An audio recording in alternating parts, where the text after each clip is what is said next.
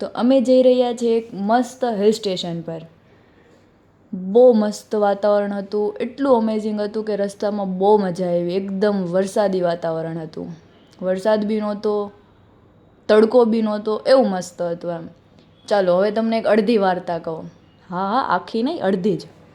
એક હતી મરઘી, એના બે બચ્ચા હતા. એ જો આવી રીતે મસ્ત આગળ પાછળ ચાલી રહ્યા હતા. વાર્તા પૂરી.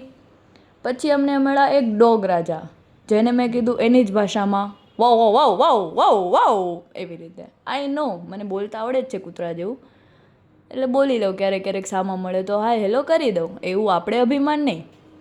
પછી ફાઇનલી અમે પહોંચી ગયા હિલ સ્ટેશન પર, જ્યાં એટલું મસ્ત વેધર હતું, રસ્તા કરતાં પણ વધારે મજા આવી. જો તમને પણ બતાડું, એટલું મસ્ત છે, ચારે બાજુ ગ્રીનરી ગ્રીનરી, બહુ મજા આવી.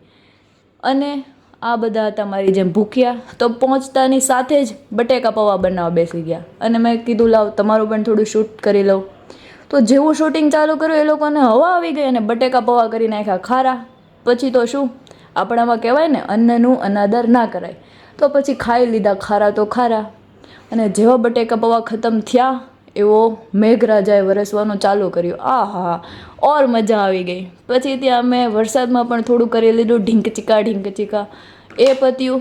પછી અમે ત્યાંથી નીકળી ગયા અને મંદિરે ગયા.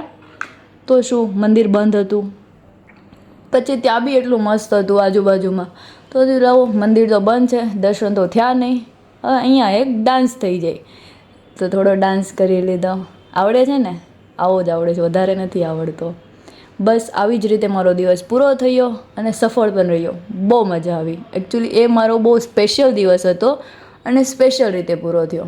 તો થેન્ક યુ, અને ફરી મળીએ બીજા વ્લોગમાં. Tata, bye bye.